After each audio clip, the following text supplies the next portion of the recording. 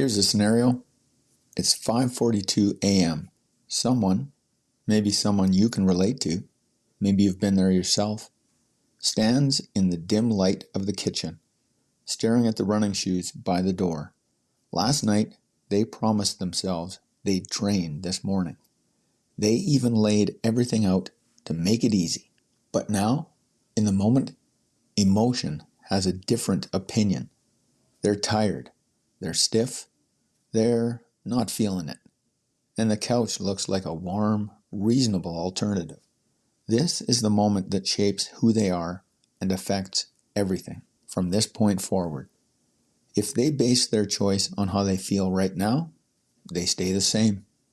If they base their choice on the standard they set last night, they grow. This is the hinge, the fork in the road. This is where the entire conversation going on inside collapses into a single, simple question. Will I do what I said I was going to do, or not?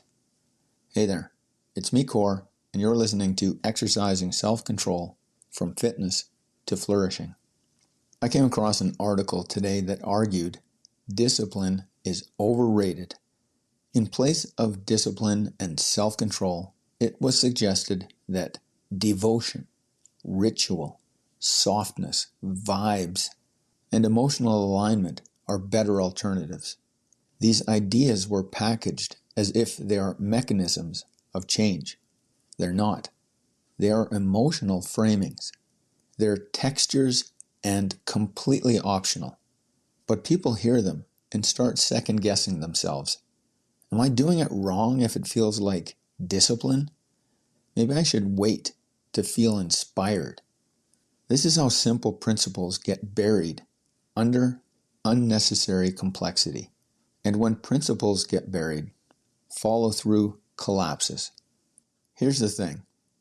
Self-control is the foundational skill of all deliberate behavior change, not devotion, ritual, motivation, or emotional resonance in the moment. Self-control. Without it, any improvement you experience is accidental, the result of chance conditioning, not mature agency. Yes, you can be exposed to cues consistently enough that a behavior develops without your conscious involvement. But that's not mastery. That's not a reliable means of directing your life. That's not adulthood. It's luck. As mature adults, we don't outsource our lives to luck. We don't passively allow the environment to shape us. We don't hope our emotions line up with our intentions. We choose to shape our own lives, whatever the circumstances. This is exactly what I covered in episode 114, the surprising truth about planning for inspiration. In that episode, I wrote, begin quote, remember that commitments made during thoughtful reflection require protection from your future emotional states. Feelings ebb and flow. Deliberate choices depend on integrity. End quote. Self-control is the bridge between knowing and doing. It's the skill that turns intention into action. Devotion and ritual can feel good. They can add meaning. They can make the work more enjoyable. But they cannot replace the discipline of making choices. You have to consciously choose to perform the sequence of ritual until it becomes automatic. Minus self-control, ritual isn't even an option. And when people treat them as substitutions for exercising self-control, as if devotion itself will carry them through difficulty, they are only fooling themselves. Because devotion is fundamentally emotional. Ritual is the same. And emotions are unstable. You cannot build a reliable life on unstable ground. Every behavior funnels into a single binary moment. You either win the moment or you don't. That's it.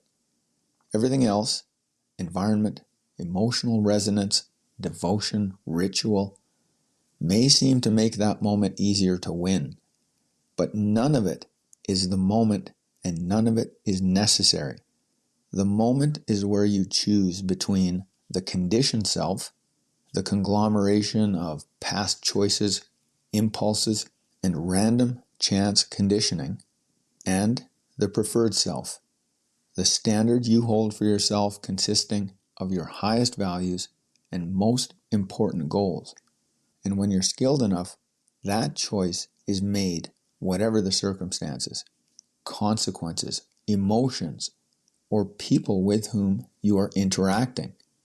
Operating with excellence is how you bridge the gap between knowing what's right and actually doing it. That's the foundation of everything good in your life. There's a level of maturity required to think through circumstances and make well-reasoned choices. Children act from emotion. Adults act from standards. Children want what feels good now. Adults choose what proves excellent long term. This is where a quote from Rumi, the poet, lands with precision. Begin quote, "The intelligent desire self-control. Children want candy." End quote. When you rely on emotion to guide your choices, you are living as the emotional child. When you rely on standards, you're living as the mature adult. Exercising self-control is where the shift from childhood to maturity happens. When you stop letting emotion, impulse, pressure from others, or convenience dictate your behavior, you can win the moment. You stop using these as excuses for failure to follow through. Thinking clearly and taking full responsibility for your life takes effort. Arguably, the most effort of any challenge you will ever face. Because even in the midst of your most physical challenges, it's your mind that needs to be strong. When you become someone who acts from clarity of purpose, not whim, you have that strength. That's the identity you must build, rep by rep, choice by choice. Let's return to that moment in the wee hours of the morning. They're still standing in the kitchen. The shoes are still by the door. The couch is still calling. But now they remember the standard they set. They remember who they said they wanted to be.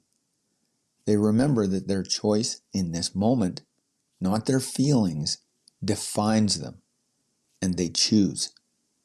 They may not feel like it, but they choose because they are training the foundational skill of all behavior change. Exercising virtuous self-control in the moment of choice. If you're listening to this and struggling with consistency, I've built a group around one rule. Don't break your daily standard. Start your day one by joining the Act Score Challenge. The link is in the episode transcript. That's it for today. Catch you next time.